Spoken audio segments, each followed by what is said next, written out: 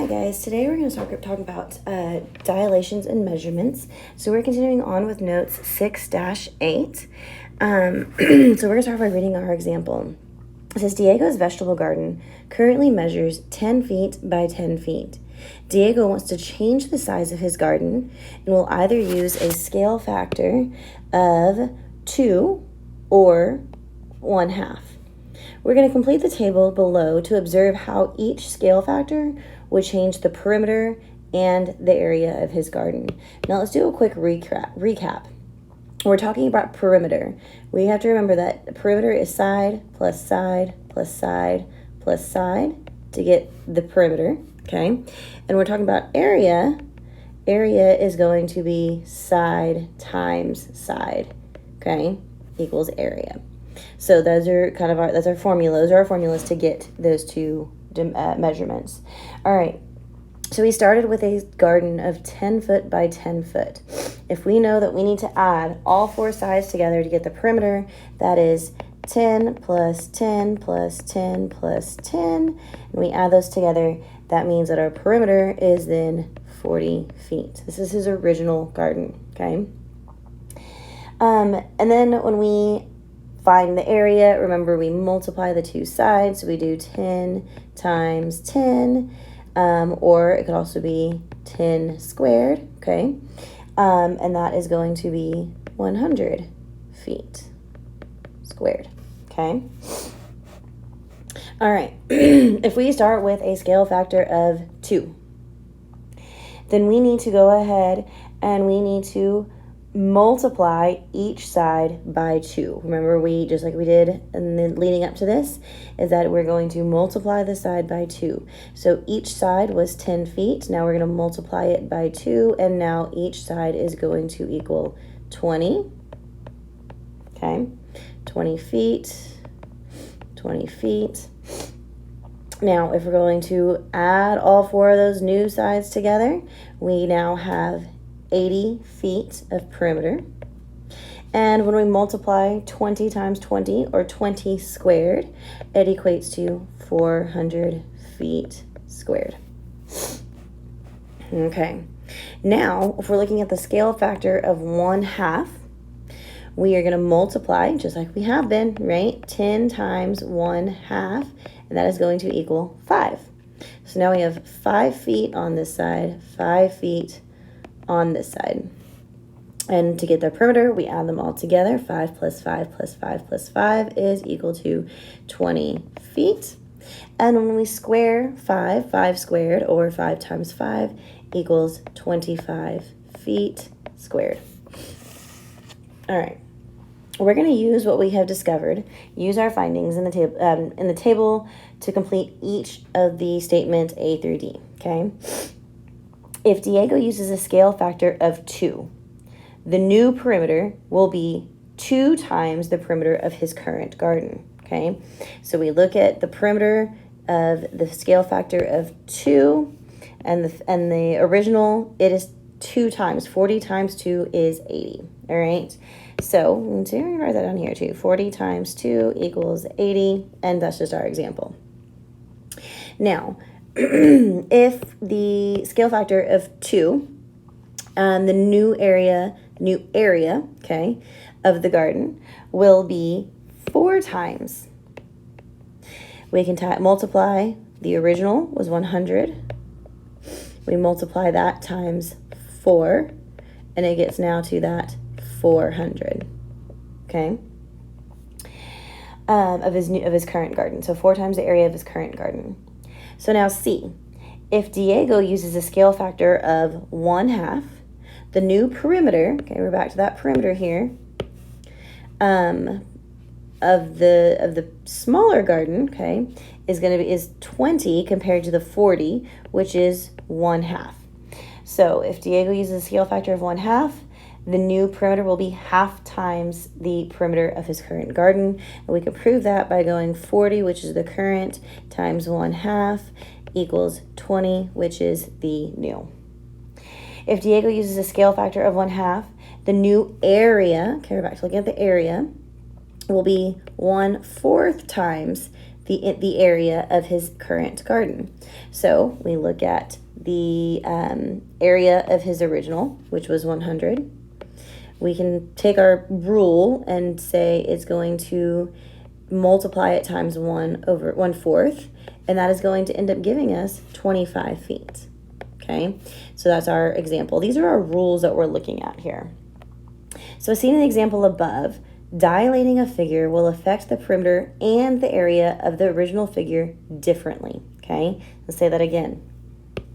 When we dilate a figure, okay, the perimeter is going to be affected one way and the area is going to be affected one way. A totally different way, okay? So we're going to complete the table to summarize the difference. When a figure is dilated by a scale factor of x, whatever that scale factor is going to be, okay, its perimeter will change by a factor of x. So that is going to be the same, right? Okay. And its area will change by a factor of x squared. So, for example, if a figure is dilated by a scale factor of 10, its perimeter will change by a factor of 10. They match. And its area will change by a factor of 10 squared. So these are just our rules that we have been talking about, the algebraic expressions, okay? Now we're going to apply our findings to each of the following problems. A figure will be dilated by a scale factor of 9. By what factor will the perimeter and the area of the figure change? Well, now we know, if we refer back to our notes above, then the perimeter is going to be multiplied, changed by the factor of x. So that whatever the scale factor is. Well, if our scale factor is 9, then our perimeter is going to be changed by 9. And our area is going to be changed 9 squared, because remember here we learned that our scale factor is going to affect the area by the scale factor squared. So if our scale factor is 9, then it's going to be 9 squared, or 9 squared is 81. A figure dilated by a scale factor of 4/5 it will be dilated, okay? By what factor will the perimeter and the area of the figure change? Again, the perimeter stays the same. The perimeter is going to be multiplied by the same scale factor, okay? So here it's going to be x times 4/5, okay? And then the area is going to be 4/5 squared. So it will be x times 4/5 squared. And we can write this out as 4/5 times 4/5, which equals 16/25. All right. A figure has a perimeter. Now we're looking at perimeter, okay, of 15 units. What will the new perimeter be after a dilation of the scale factor of 4? Now, remember, when we are looking at the scale factor and the perimeter, it's going to change by whatever that scale factor is. So if our perimeter is 15, our scale factor is 4, meaning we're just going to have to multiply it by 4. So 15 times 4 is 60. And that's getting larger because our scale factor is greater than 1. A figure has a perimeter of 28 units, so that's our perimeter. What will the new perimeter be after a dilation with a scale factor of 3/4? Just like we just did, we're going to multiply our perimeter by the scale factor. So perimeter is 28. The scale factor is 3/4. So now we have 21 is the new perimeter.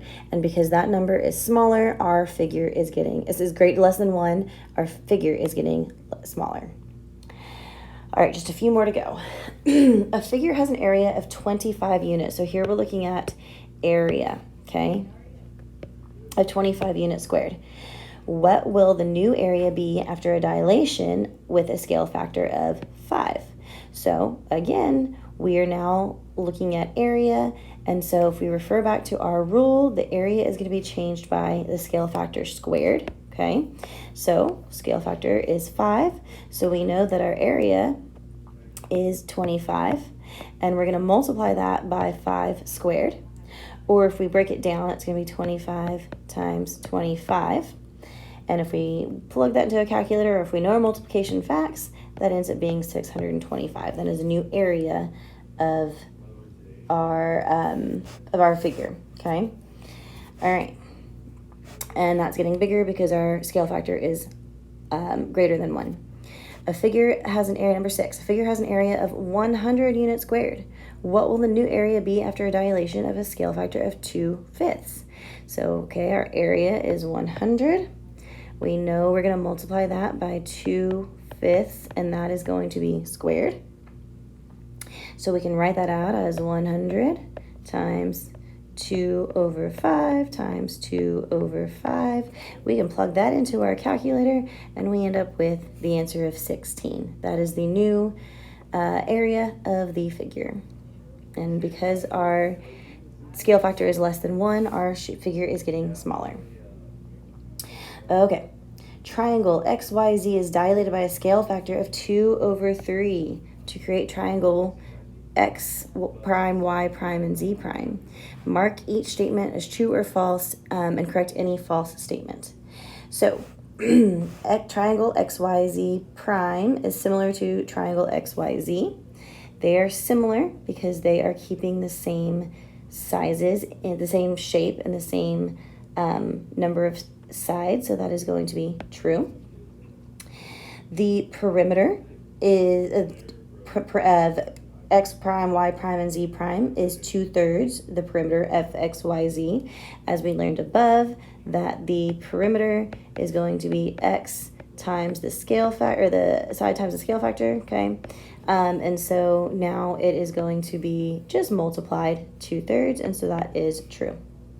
And then lastly, the area of X prime, Y prime, and Z prime is 2/3 times the area of XYZ.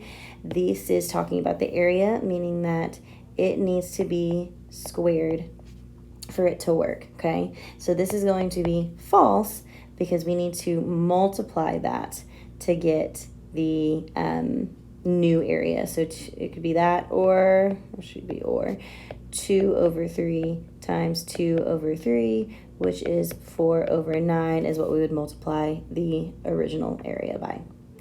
All right, go ahead and get started on your assignment and have a good day.